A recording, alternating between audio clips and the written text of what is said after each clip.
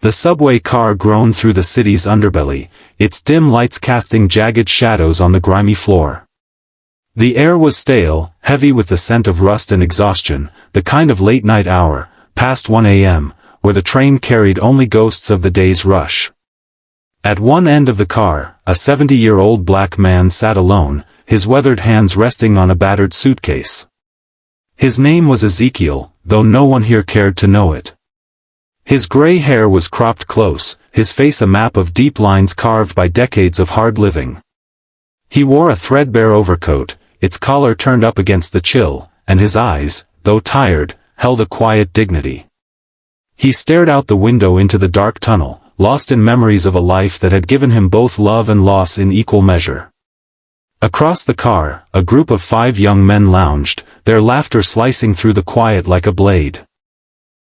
They were in their early 20s, dressed in oversized hoodies and sneakers, their voices loud with the reckless confidence of youth.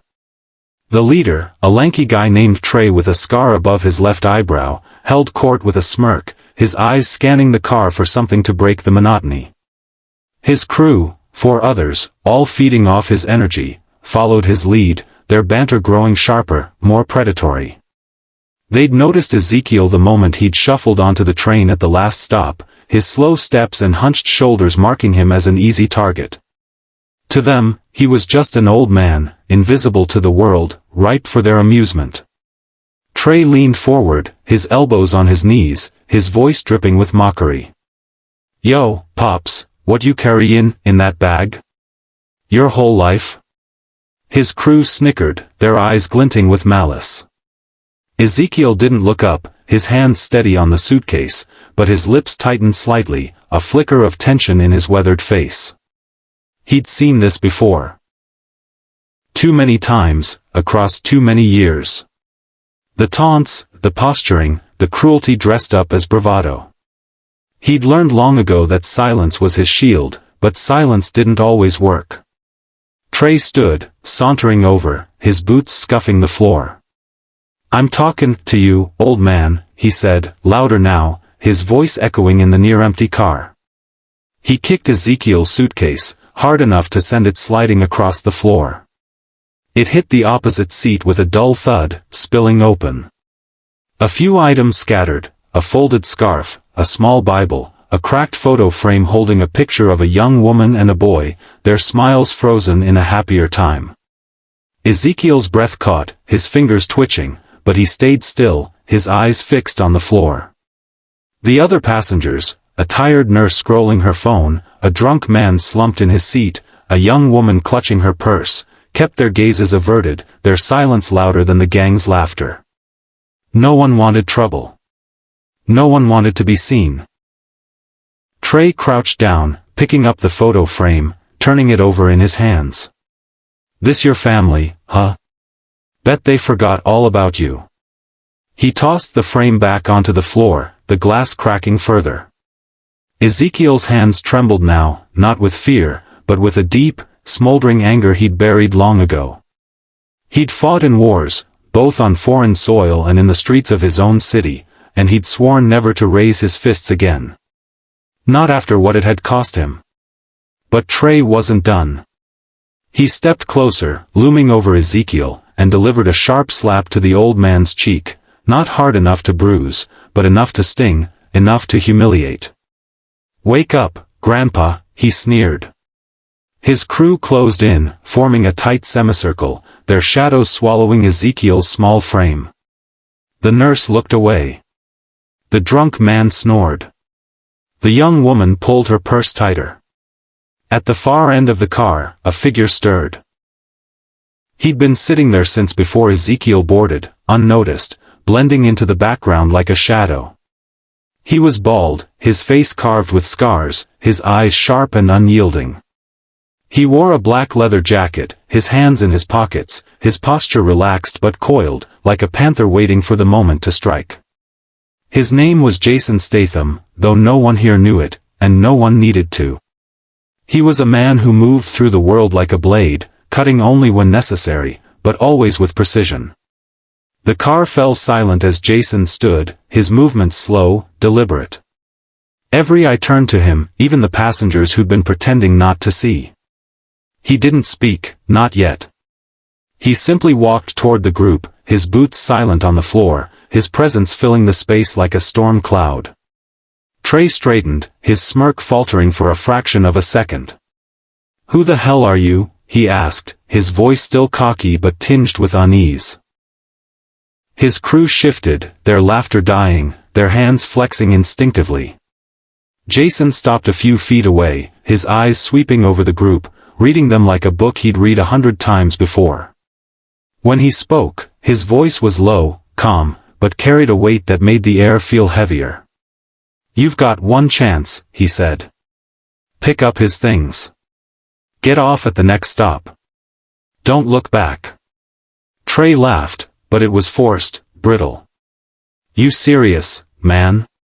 You think you're some kinda hero?" One of his crew, a stocky guy with a red beanie, stepped forward, cracking his knuckles. "This dude's bluffing," he said, his voice loud to mask his doubt. The others nodded, feeding off his words, but their eyes stayed on Jason, wary. Jason's expression didn't change. "Last warning," he said, his tone flat, his eyes locked on Trey's. The air seemed to tighten, the hum of the train fading into the background. Trey pulled a switchblade from his pocket, the blade snapping open with a metallic click. "Wrong move, tough guy," he said, stepping forward, his crew fanning out behind him. It was over before it began. The guy in the red beanie lunged first, swinging a wild punch. Jason sidestepped with impossible grace, grabbing the man's arm and twisting it behind his back in one fluid motion. A sharp crack echoed as the man's shoulder popped, followed by a scream as he crumpled to the floor.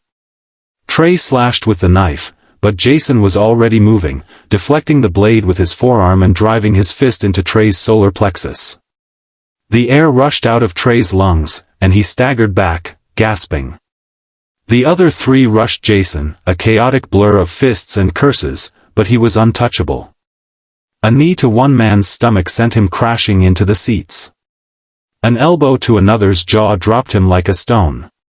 The last tried to grab Jason from behind, but Jason spun, locking the man's arm and slamming him face first into the metal pole, leaving him dazed and bleeding. In less than 20 seconds, the car was quiet again, save for the groans of Trey's crew sprawled across the floor. Jason stood over them, his breathing steady, his jacket barely wrinkled. He picked up the cracked photo frame, brushing off the dirt, and handed it to Ezekiel, who had risen to his feet, his eyes wide with a mix of awe and gratitude. Ezekiel took the frame, his hands shaking now not from anger but from something deeper, a flood of memories, of losses, of moments he thought he'd buried. The woman in the photo was his daughter, gone 10 years now. The boy, his grandson, was out there somewhere, grown and distant. He clutched the frame to his chest, his voice barely a whisper. "Why'd you do it?" he asked. "You don't know me." Jason met his gaze, his eyes softening for the first time. "Don't need to," he said. "I know what it's like to be invisible." He paused, then added, "Hold on to that picture. It's worth more than anything they could take." The train slowed, the brakes screeching as it pulled into the next station. Jason turned and walked toward the doors, his silhouette framed against the flickering lights. The passengers watched in silence, their faces a mix of shame and relief.